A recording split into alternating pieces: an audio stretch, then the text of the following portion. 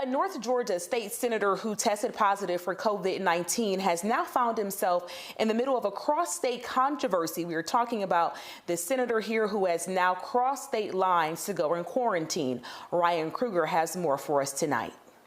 News that State Senator Bruce Thompson went to his vacation home in Florida to self-isolate caused such an uproar that the sheriff in Franklin County, Florida said late this evening Thompson told him he was heading back to Georgia. You'll find some people that aren't happy with State Senator Thompson. We found this video on Facebook telling him to go home. Thompson says he was released from the hospital back on March 21st.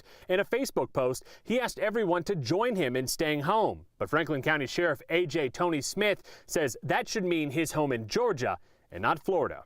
They are supposed to quarantine for 14 days.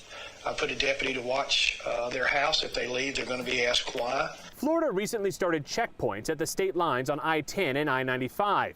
Anyone coming from an area with high rates of coronavirus will be asked to self-isolate or even be turned away at the border. But doesn't matter where you choose to self-isolate. I spoke with 11 Alive medical correspondent Dr. Sujatha Reddy. I actually think it was okay for the state senator to leave Georgia and travel to Florida as long as it was in a private vehicle. He didn't get out of the car, didn't expose any new people. And I reached out to State Senator Thompson for comment, but he did not respond to my request. There are at least 6 state lawmakers in Georgia who have tested positive for COVID-19.